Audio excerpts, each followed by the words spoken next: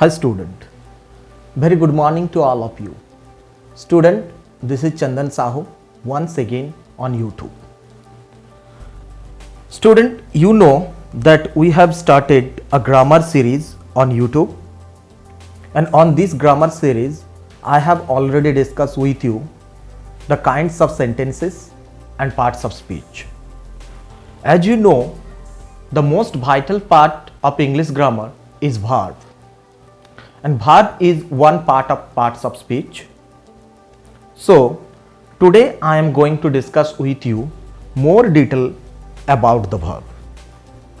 Do you know the verb is the heart of a sentence, as a only single verb can make a sentence, but without verb we can't imagine about a sentence.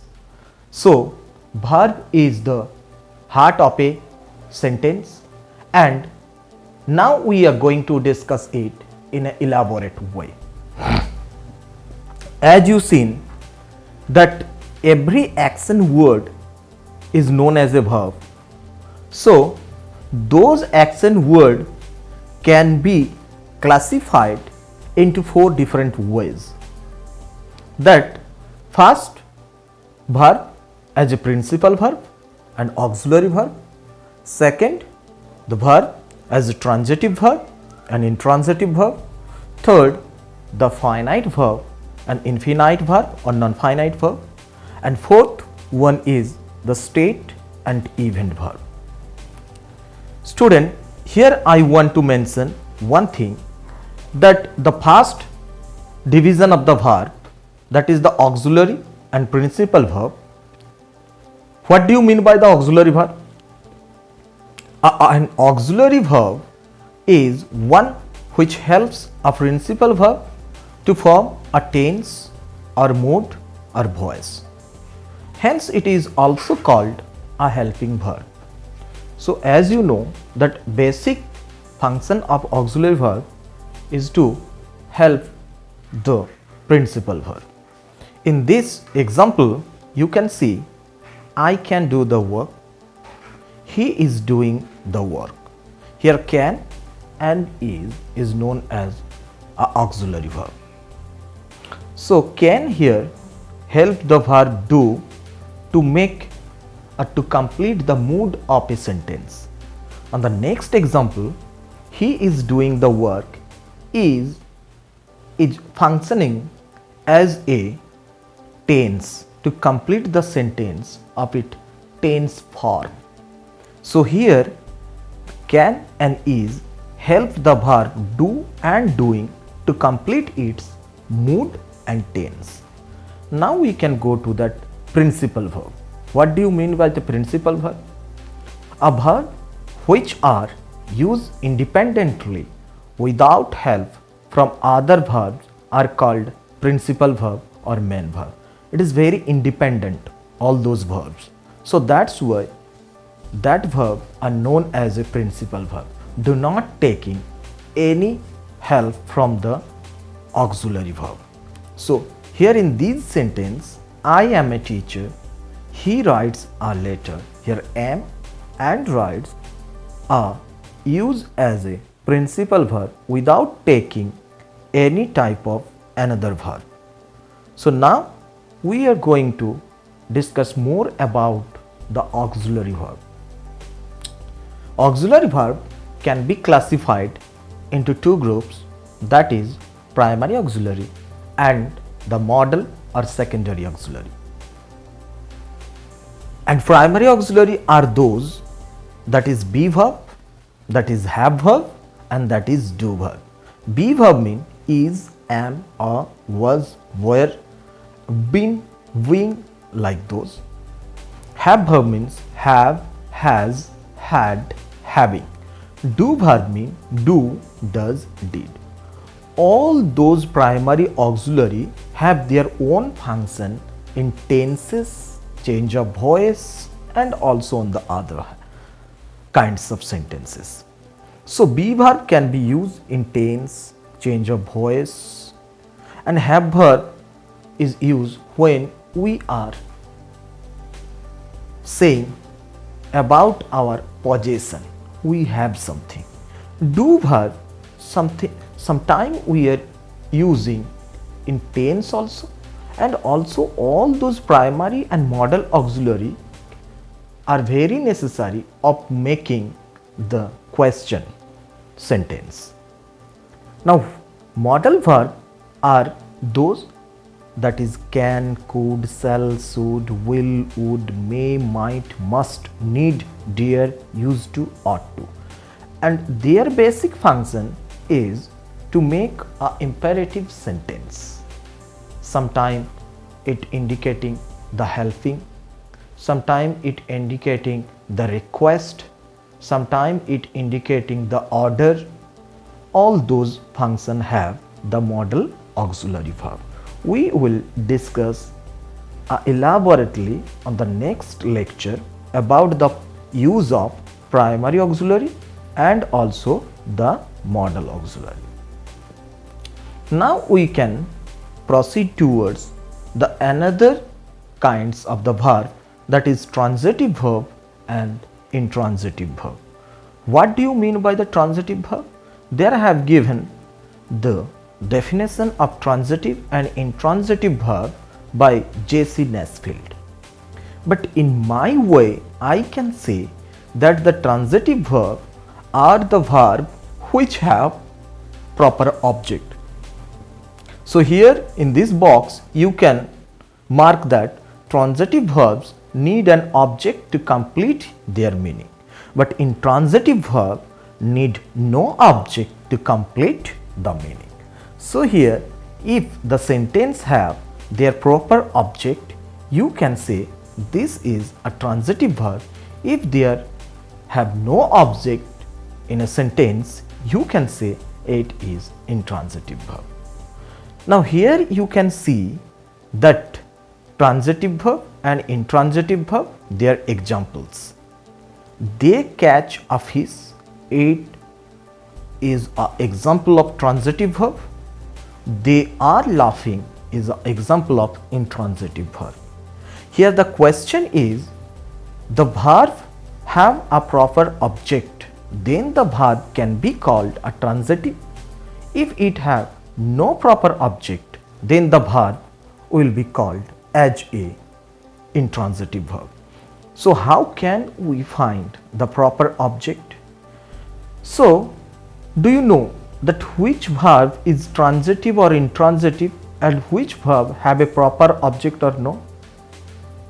The important thing you can mark here, that if we ask a verb what or whom, the answer we get is an object. So if we ask the verb with the word what or whom, that is the interrogative word.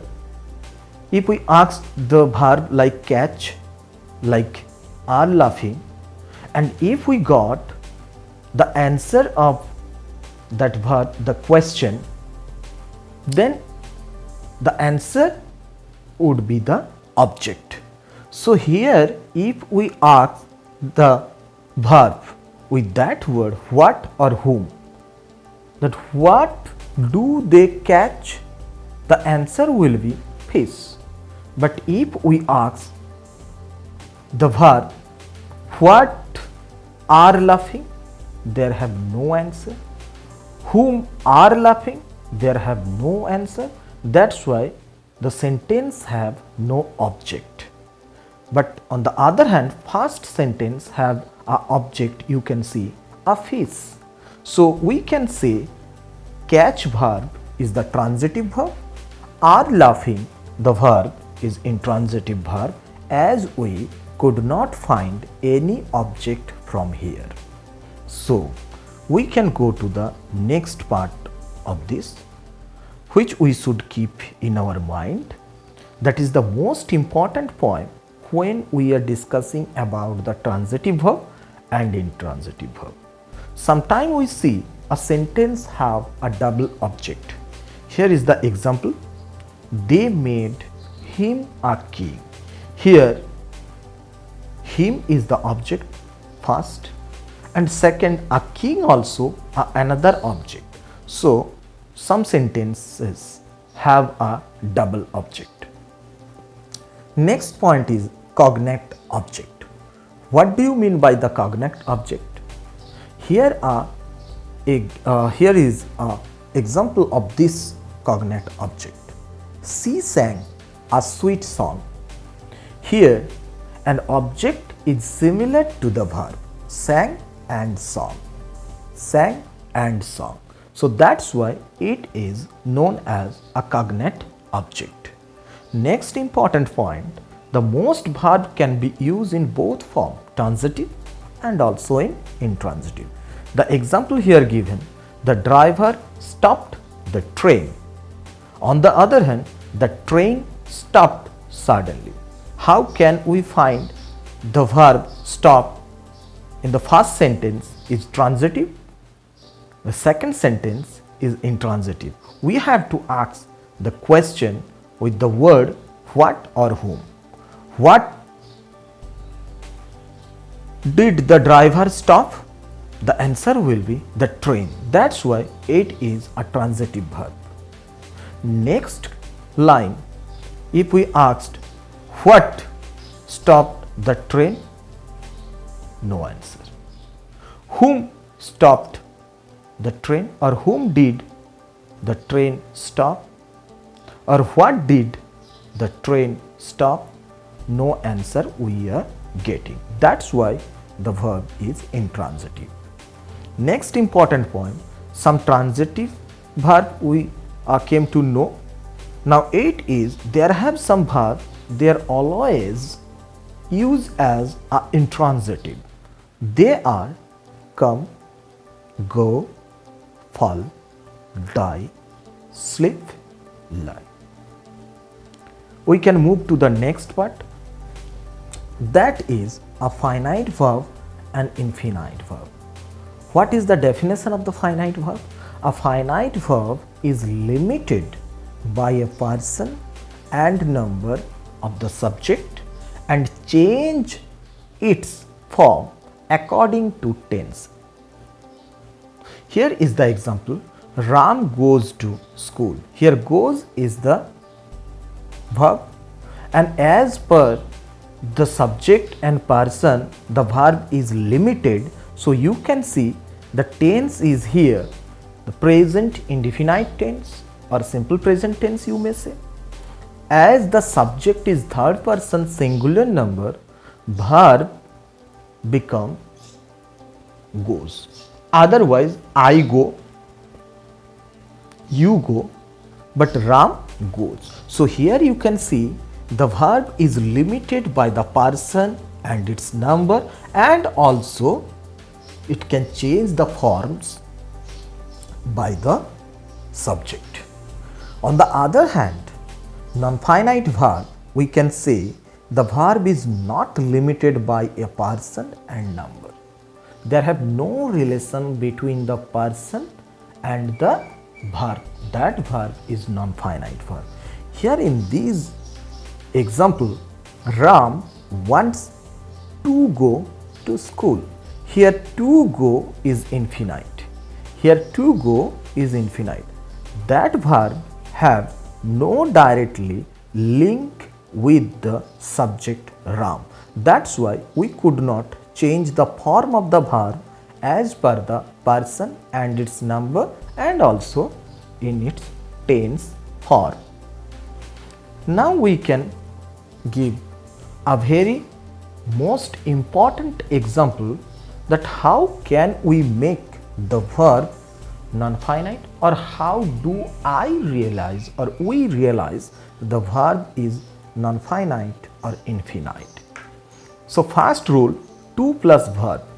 If we place to before a verb, the verb become infinite. So here is the example, they want Ram to write a letter. Here to plus verb as infinite. On the next example, verb en or the third form, past participle form of the verb can also be formed as a non-finite. Here is the example, they saw all the letter written and typed. Here written and typed is non-finite. The third rules is that verb ing also be formed as a non-finite or infinite. The example is, they saw Sumita writing the letter. Here writing is a non-finite verb. On the fourth, only the verb without taking third form, without taking ing form, without taking to before it, only the verb can be made or can be called as a non-finite. The example is here, they made Ruby write the letter. Here you no need to write, they made Ruby to write the letter, because you see not to plus verb, those verbs like let, make, help, have, see, hear, watch, notice, all those verbs need not take to make the another verb infinite. If we see him to work, no need to write this. We see him work, we can write rather than this. So you know there have a third rules to make non-finite verb. Now we are going to the last part of the classification of verb, that is state verb and that is event verb. What is state verb? State verbs are used only in non-progressive form. What do you mean by the progressive and non-progressive? When we are taking a primary verb or main verb like go, it have a three form: first, second, third.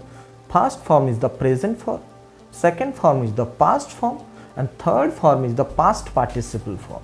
Sometime also verb can be changed or can take ing form of its.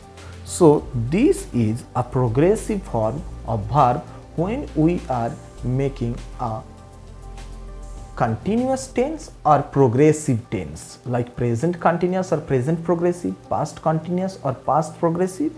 At that time we are making the verb into ing form. So here we can say the state verb never be used in ing form. That I believe you, we can't say I am believing you. Like I see, we can't say I am seeing. Okay, and what do you mean by the event verb? Event verbs are used in both progressive and non-progressive form. What are they? Like I go to office, I am going to office. The verb go can be used in both form, its present form, main form, and also in progressive form, both progressive and non-progressive. Whereas believe, see, we can't use in non-progressive, we can't use in progressive form. So here those verbs are known as a state verb, and the verb which used as a progressive and non-progressive form, that is known as event verb. Thank you learners. If you like my video, please subscribe my channel, and have a thank you to all of you.